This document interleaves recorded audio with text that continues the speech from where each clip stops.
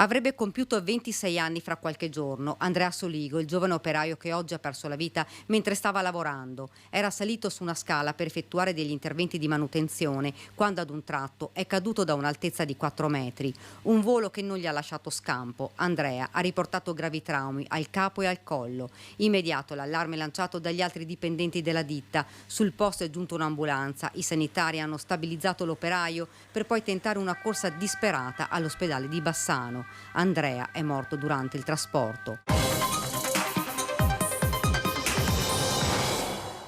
È fuggito saltando il guardrail dell'autostrada e aprendosi a forza questo varco verso l'aperta campagna, dopo aver causato la morte di 2 giovani donne e il ferimento di altre 4 persone, tra cui gravi una neonata e una bimba di 2 anni. 61 anni, di origini bulgare ma da tempo residente nel Pordenonese, era certamente ubriaco quando alla guida di un Defender lanciato ad alta velocità lungo la 28 ha prima centrato una Panda diventata un groviglio di lamiere per poi fermarsi contro una 500.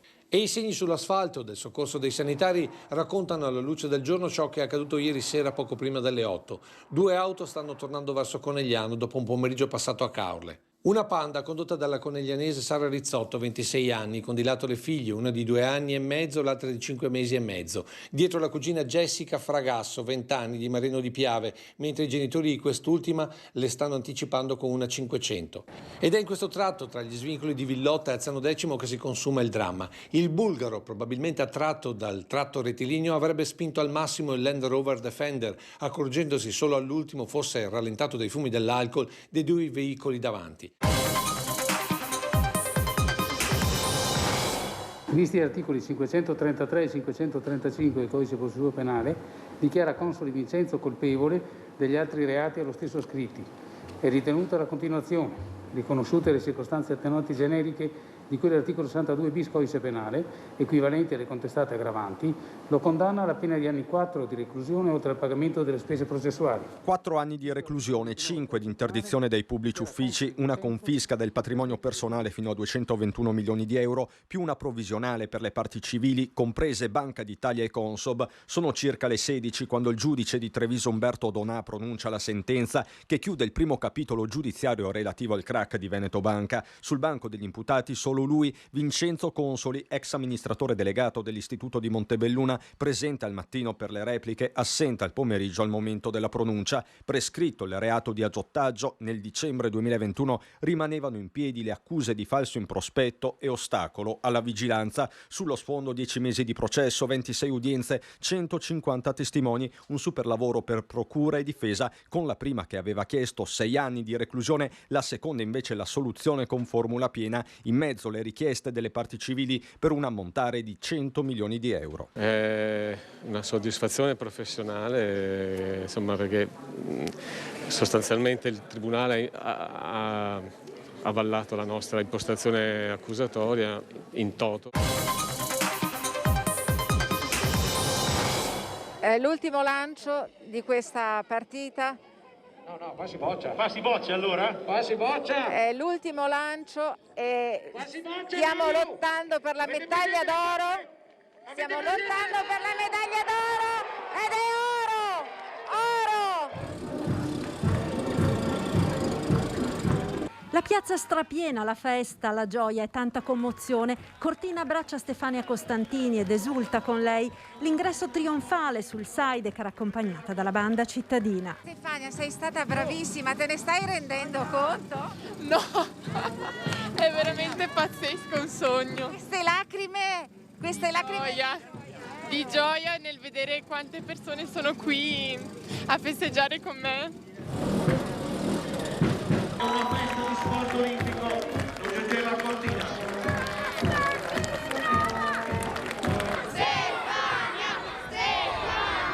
Non si nega nessuno Stefania, i flash, le interviste e torna a commuoversi più volte quando sale sul palco. Meravigliosi, grazie mille. La tranquillità di questo quartiere residenziale a meno di 2 chilometri dal centro di Casale sul Sile nel tardo pomeriggio di ieri è stata improvvisamente spezzata da una tragedia sulla quale si cerca ora di far luce. Secondo le indagini, come spiega in un comunicato la procura, al momento non vi sarebbero elementi che possano contraddire l'ipotesi iniziale dell'omicidio-suicidio che, come si legge, potrebbe essere stato causato da uno stato depressivo di Franco Gellusic. Secondo la ricostruzione dei carabinieri, l'uomo, 73 anni, avrebbe prima ucciso la moglie, Flora Mattucci, 72 anni, con un coltello trovato dagli uomini della scientifica accanto al corpo in camera da letto. Poi si sarebbe spostato in garage dove si sarebbe tolto la vita impiccandosi. È qui che è stato ritrovato un biglietto sul quale si stanno adesso concentrando le indagini. Poche righe scritte in modo incerto che si sta cercando di decifrare. Quelle parole infatti potrebbero racchiudere il perché della tragedia. A scoprire i corpi una delle figlie della coppia, preoccupata perché non riusciva a mettersi in contatto con loro. Ieri intorno alle 17:30 la donna è arrivata qui in vicolo Tognolo, dove ha trovato i genitori senza vita. Questa mattina, mentre mettevamo a posto i giochi, appunto per capire, perché sta arrivando tanta roba, c'era uno scatolone dove volevamo capire cosa c'era dentro e nell'aprire abbiamo trovato una letterina di un bambino che è stata commovente a leggerla. Michele e Giorgia che regalano ai bambini i loro giochi preferiti e poi alla fine di questa letterina che Michele scrive di suo pugno disegnano le bandiere d'Italia e Ucraina unite da un cuore. Sono messaggi di amore e di speranza, quelli portati insieme a giochi e vestiti che sono già pronti al Guicciardini di Valdobbiadene, primo Covid Hospital nella Marca ad ospitare la prima assistenza dei profughi in fuga dall'Ucraina. I primi 10 donne e bambini sono arrivati, 5 di loro sono risultati positivi al Covid. Quando le vedo mi fanno tenerezza, non parlano quasi niente perché ovviamente non parlano l'italiano, però comunque il loro sguardo parla da sé.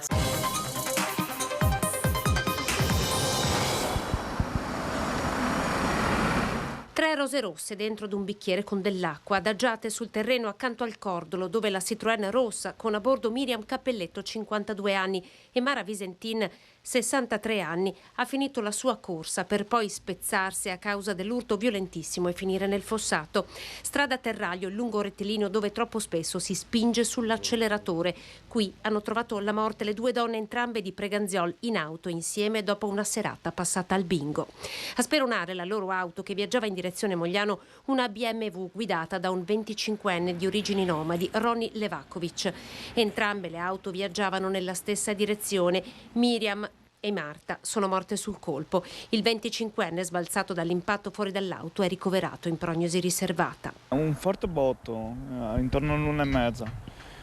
E siamo usciti fuori, abbiamo visto 2 macchine a 50 metri da qua, c'erano già i soccorritori. Era una scena abbastanza forte, infatti alcuni vicini erano anche sotto shock vedendo la situazione. Era completamente incartocciata la macchina sul fosso. Un dispiacere. E da chi? E da chi? Che ci sia una mano sacrilega dietro l'incendio che ha scatenato un inferno sopra l'abitato di Fortonia pare nessuno abbia dubbi. All'attenzione dell'autorità giudiziaria non solo i controlli eseguiti ieri mattina all'uscita delle strade di accesso alla valle, ma anche la circostanza di una esercitazione militare del Comando Forze Operative Nord in corso nella contestata zona del poligono Monte Serva Nord già dallo scorso 9 marzo, che si sarebbe dovuta concludere a fine mese. L'interrogativo inquietante si rincorre di bocca in bocca nel paese sotto il costone di roccia, separato dalla statale 51 dalla linea ferroviaria chiusa per motivi di sicurezza. Uno spiegamento ingente di uomini e mezzi stamattina, mentre ieri sera e per tutta la notte i vigili del fuoco hanno potuto operare solo da terra, bagnando i terreni attorno alle case minacciate dalle fiamme. Il terreno è strafertile, qui non piove da oltre 100 giorni e quindi è una situazione che va monitorata costantemente, però insomma in queste ultime ore sono un po' più rinfrancato dopo una notte di grandi preoccupazioni. È venerdì, la sera dell'omicidio. Mohamed Boumarouane ha appena massacrato Adriano Armelin ed è un uomo in fuga. Gli istanti sono cristallizzati dalle telecamere di sorveglianza installate nella casa di Luciano, il vicino. Alle 19:51 l'obiettivo cattura il 36enne mentre salta dalla tettoia della rimessa auto e cade sulla proprietà del dirimpettaio. Il balzo nel buio della sera e nello stato di alterazione del marocchino è scomposto. L'uomo si ferisce nella caduta, si rialza con fatica e si allontana zoppicando. Vuole allontanarsi il più possibile, ma non può correre. In mano ha il sacchetto che contiene i surgelati e le merendine, assurdo bottino della violenza, mentre Adriano agonizza in un lago di sangue. Pochi secondi dopo, l'assassino viene intercettato da un'altra telecamera. Nello stesso istante si vedono i fari dell'auto di Luciano che sta rientrando a casa, ignaro di quello che lo attende. Le luci illuminano l'entrata della sua abitazione, si apre il cancello e si attiva anche l'illuminazione esterna della casa. Mohamed, sempre zoppicando, esce proprio davanti all'auto del proprietario come se nulla fosse. Nella vettura Luciano resta sbalordito per la presenza dell'intruso nel suo giardino. Istanti terribili, difficile capire cosa fare. Pochi secondi per parcheggiare. Mohamed intanto pensa a dove fuggire, che direzione prendere.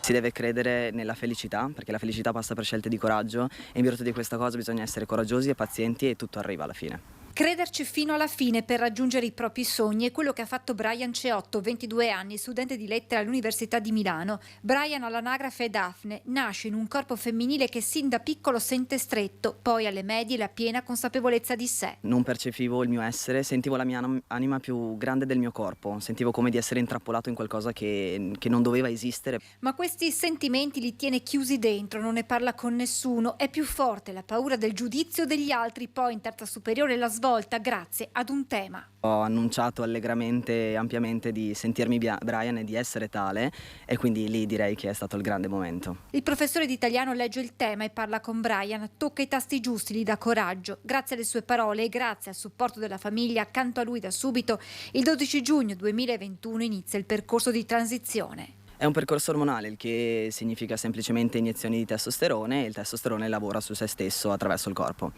Interventi non ancora? Non ancora perché serve un iter legale in Italia per accedere agli interventi, perché serve la rettifica anagrafica del nome e del genere sui documenti. Se la riserva del nome ce l'abbiamo noi con un mandato europeo chiaro, oggi dobbiamo noi tutelare questo nome che ci è stato dato in esclusiva. Il concetto di partenza resta quello di sempre, ma a cambiare sarà la strategia nella battaglia delle denominazioni innescata dalla richiesta croata di riconoscimento del Prosek, partita che tra Bruxelles e Strasburgo non è affatto chiusa. Stavolta la regione potrebbe adire direttamente le vie legali anche in sede europea. Luca Zaia lo ribadisce a chiare lettere nel secondo giorno di Vinitalia a Verona, ricordando il suo decreto varato da ministro e datato 2009 che introduceva proprio la tutela del nome.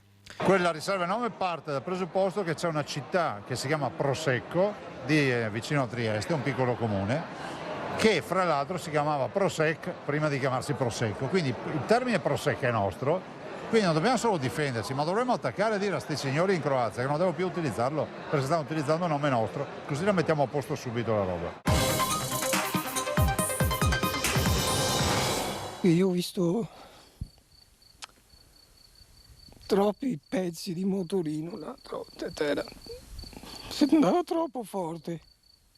Si può correre a 200 all'ora, a 150 all'ora così. Alessio Pavana ha visto il nipote steso a terra senza vita ieri sera in via Olimpia a Paese. Non erano neppure le 23 quando sul tratto davanti alle Serre Gazzola la Volkswagen condotta da un poliziotto di 28 anni della questura di Treviso, Samuel Seno, che si era messo poco prima al volante in stato di ebbrezza, affrontando una curva ha invaso la corsia opposta scontrandosi con lo scooter di Davide Pavan, 17 anni appena, di Morgano, che tornava dalla casa della fidanzatina a Castagnole. L'impatto è stato devastante, l'auto ha terminato la sua corsa sulla pista ciclabile. Davide è stato sbalzato di sella e per lui è stato vano ogni disperato tentativo di rianimazione. Sottoposto dai carabinieri all'alcol test, l'automobilista è risultato avere nel sangue un tasso di alcol di circa 1,5 grammi per litro, vale a dire 3 volte il consentito. Orro per Jordan Larsson, Murata da Raffa Folì, la chiude lei, 15-8 al tiebreak, la Prosecco Docchimo Covoglia Conegliano vince 3-2, gara 4 della finale scudetto.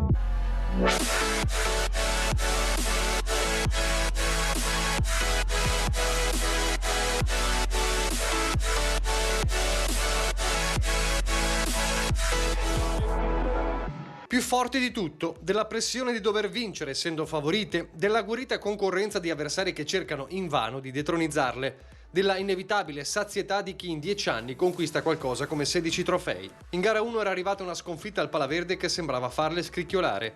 Nella prima parte di gara 2 pareva a tutti che anche le Pantere Indomabili avessero alzato bandiera bianca. Invece siamo ancora qui a raccontare una festa giallo-blu. Il quinto scudetto, quarto consecutivo, terzo titolo stagionale dopo Supercoppa e Coppa Italia.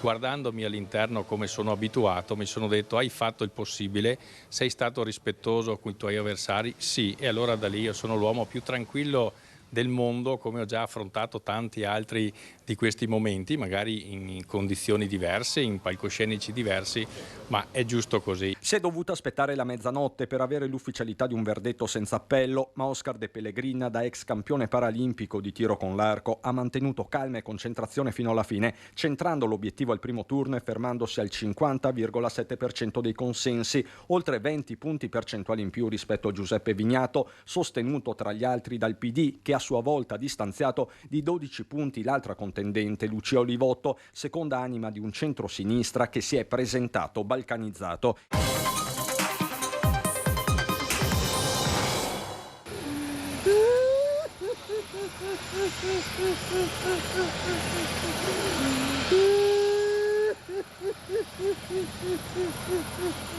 Ci sono lo strazio di un padre, l'amarezza dei soccorritori e lo shock di un'intera comunità di fronte a quei due corpi recuperati e portati a riva dopo essere stati trascinati dalla corrente. Doveva essere un pomeriggio di refrigerio, un semplice bagno rinfrescante in una delle giornate più calde dell'anno. Per Fallou, 14 anni, e Bassirou, 18, fratelli di origini senegalesi, si è trasformato in una tragedia senza senso.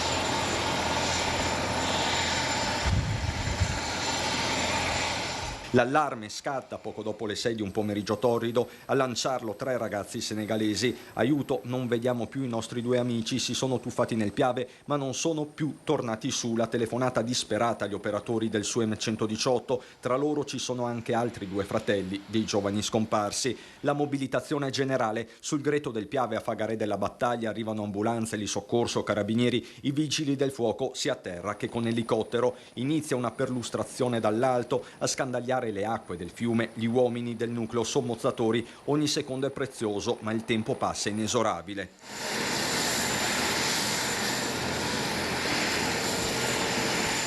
Fallou e Bassirou vengono trovati a 1 chilometro di distanza dal posto dove si erano tuffati, ricomposti sulla riva, uno accanto all'altro, sono coperti con un lenzuolo bianco.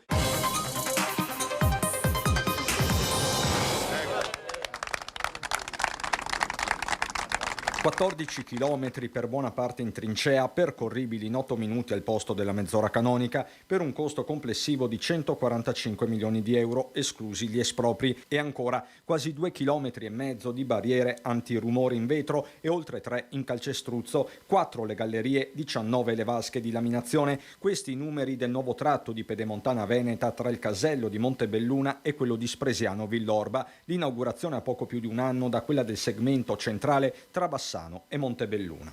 Oggi di fatto apriamo 80 dei 94 chilometri, che significa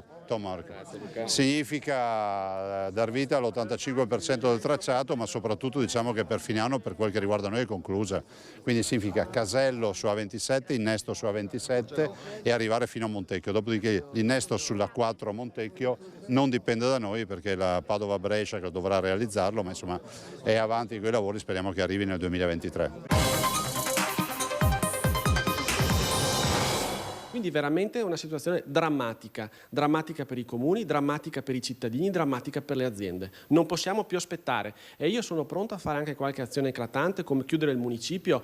Le bollette di energia elettrica per il comune di Farra di Soligo sono quadruplicate. Nel mese di luglio l'amministrazione si è vista arrivare per il consumo di energia elettrica degli edifici di proprietà comunale come scuole e palestre, oltre che per l'illuminazione pubblica, una spesa di 35.000 euro a fronte di un esborso nel 2021, sempre nel mese di luglio, di 9.000 euro. Ho avuto per un momento i brividi perché andiamo veramente in difficoltà e sono amareggiato, ma più che amareggiato veramente arrabbiato. Perencino ora sta pensando allora di chiudere il comune, garantendo i servizi essenziali per un piano di risparmio energetico imposto a causa dell'aumento enorme delle bollette. Se così va avanti saremo costretti a dover fare qualcosa di eclatante, anche a chiudere il municipio, perché non è possibile che ci siano costi così elevati.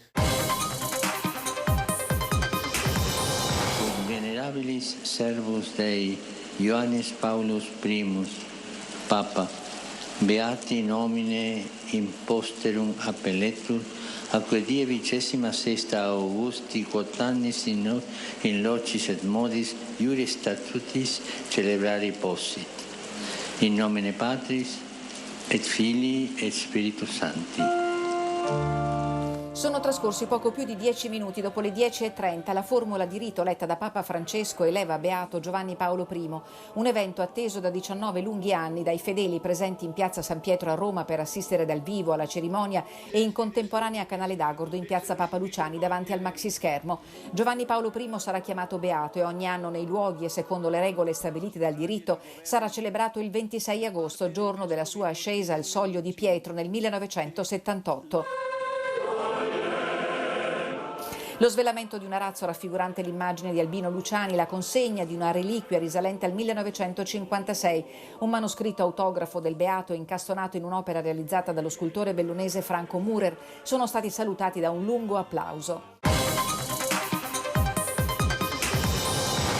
Più che dimezzati per la Lega nel capoluogo Treviso. Il Carroccio in città si assesta sull'11,3% quando nel 2018 aveva quasi il 27% e da primo partito diventa addirittura il quarto. Oggi come allora incombeva la campagna elettorale per il rinnovo del sindaco con Mario Conte, amministratore leghista in rampa di lancio, che si trova a fare i conti con un crollo del suo partito e con l'exploit di un alleato che numeri alla mano in primavera avanzerà senz'altro delle pretese. Le tante persone che incontro ogni giorno hanno voluto come punire un po' la nostra linea, soprattutto a livello nazionale, non tanto sulla stima personale o per quanto riguarda la stima rivolta alla politica del territorio, ma forse è stata proprio una punizione alla politica nazionale che evidentemente non convince più. La prima analisi autocritica deve farla per forza il nostro segretario federale, perché ogni buon leader si mette in discussione dopo un risultato, sia che sia un risultato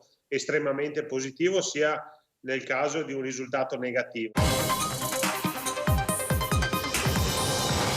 Siamo sui 12.200 euro del mese di agosto, quindi di un mese.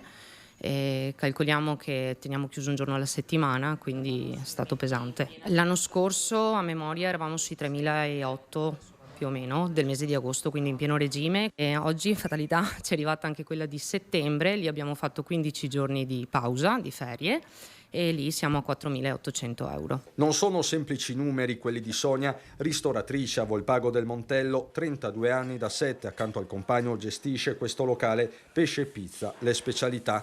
I margini ora sono sempre più risicati, anche perché il caro bolletta, preceduto dal rialzo delle materie prime, sta già innescando un micidiale effetto domino. Automaticamente vediamo meno clientela anche a pranzo, per il fatto che molti dei nostri clienti, molte aziende hanno iniziato con la cassa integrazione e quindi diventa veramente difficile andare avanti, insomma. Erano circa le 8 di stamattina quando si sono levate delle grida dalla palazzina di via Einaudi. Ma Ippolito Zande Giacomo, 57 anni, disoccupato, aveva già portato a termine il suo intento: uccidere l'anziana madre di 87 anni, Maria Luisa Bazzo, per tutti Gina, pensionata, con cui l'uomo viveva. Chiamati dallo stesso omicida, i carabinieri di Conegliano l'hanno trovata esanime in casa dopo aver bloccato il figlio seminudo al termine di una violenta colluttazione scaturita all'arrivo dei militari. Un litigio tra madre e figlio, come i vicini hanno confermato, accadesse spesso. Lei, molto o troppo accudente nei confronti dell'uomo, con seri problemi, e che da tempo era in cura al centro di salute mentale di Conegliano. Quando seguiva le terapie non aveva particolari problemi. Questa mattina però qualcosa di ancora sconosciuto ha improvvisamente scatenato la sua furia. Una notizia sconvolgente per una città come la nostra. D'altronde sono situazioni sempre borderline che sono seguite dagli uffici predisposti dall'ASL, non dai nostri servizi sociali, ma purtroppo non è facile intercettare le situazioni quando arrivano a questo limite qua.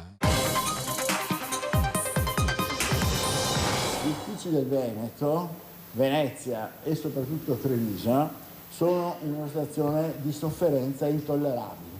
So perfettamente quale sia la situazione dell'organico, della carenza dell'organico e della carenza di chi, pur appartenendo all'organico, è quella che si chiama una forza assente. Intervenire subito sulla carenza di personale, soprattutto amministrativo, questa è la priorità del guardasigilli Carlo Nordio in visita istituzionale nei tribunali di Venezia e Treviso, realtà dove ha trascorso decenni di vita professionale e dove, dice, la politica è spesso mancata. Diverse le ipotesi sul tavolo per recuperare organico. Non ultimo, attraverso questo potrebbe porre dei problemi di ordine giuridico ma risolvibili, un reclutamento regionale, perché molti posti vengono scoperti perché delle persone provenienti da regioni lontane, per ottimi motivi familiari, però appena arrivate qui chiedono il trasferimento. E la situazione di Treviso è dannatamente sofferente in questo. Ma un conto è l'emergenza personale, un altro la riforma dei codici di procedura che richiederà più tempo, anche l'intera legislatura.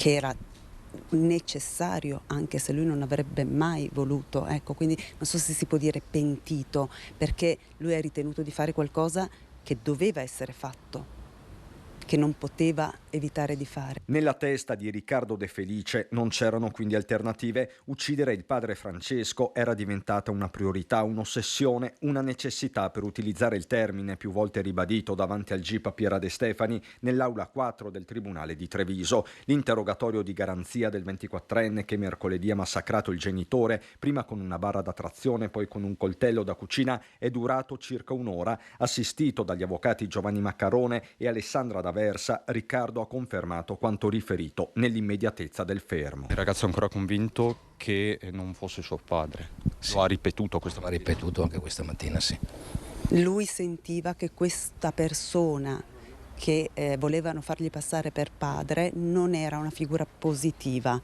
Ecco, era un pericolo, non era necessariamente lui perseguitato e non era genericamente perseguitato. Non solo, Riccardo era convinto che quello che lui considerava il finto padre potesse fare del male a quello biologico. Sì.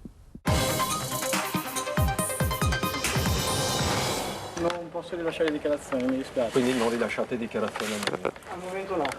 Non c'è nessuna voglia di parlare alla Corvezzo Huayna di Cessalto, teatro dell'ennesimo incidente mortale sul lavoro nella Marca. Qui tra i vigneti e le cantine di Via Palù, Dritan Mecai, 43 anni, era uno di casa, esperto vinierista. A ucciderlo, stando alla prima ricostruzione a ridosso del mezzogiorno, delle esalazioni all'interno di una cisterna in acciaio in autoclave utilizzata per lo stoccaggio del vino. Inutili tentativi di rianimazione da parte degli operatori del SUM-118, subito raggiunti dallo Spisal, dai vigili del fuoco di Motta di Livenza e dai carabinieri per tutti i rilievi del caso. C'è da capire come un operaio così esperto sia morto tanto atrocemente. Dritan lavorava da anni alla Corvezzo Winery, il cui patron Renzo è stato presidente del Calcio Treviso. Era sposato con una connazionale e padre di un bambino di 11 anni. Lo stesso sindaco che si mette a disposizione della famiglia parla di un uomo perfettamente integrato. Dagli inizi degli anni 90, insomma, non era difficile vederlo passeggiare per il paese con il figlio, quindi ancora di più mancherà.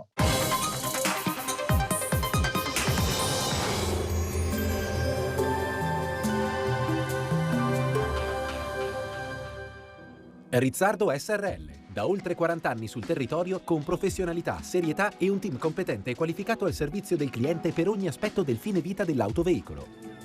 Bentrovati al Meteo. Dopo un inizio d'anno con l'anticiclone, la pressione atmosferica cala, il tempo rimane tutto sommato buono. Il dettaglio di lunedì 2 gennaio. Sul Veneto prevalenza di nubi basse con foschie e nebbie, specie nelle ore più fredde, in pianura e nei fondovalle prealpini. Maggiori schiarite invece saranno possibili in montagna. Temperature stazionarie minime tra 5 e 8 gradi, massime invece comprese tra i 7 e gli 11 gradi all'incirca. Spostiamoci ora sul Friuli Venezia Giulia. Anche in questo caso cielo coperto con foschie inizialmente. Sarà decisamente grigio con isolati piovaschi nel pomeriggio. Temperature minime tra 7 e 9 gradi, massime sui 10-11 gradi. Infine diamo uno sguardo alla situazione del Trentino Alto Adige, dove sarà per lo più nuvoloso, anche se tratti più soleggiati saranno possibili nelle ore centrali e in quota. Temperature minime intorno a 0-3 gradi, massime sui 5-12 all'incirca. Dal meteo di Antenna 3 per ora è tutto, grazie per l'attenzione, arrivederci.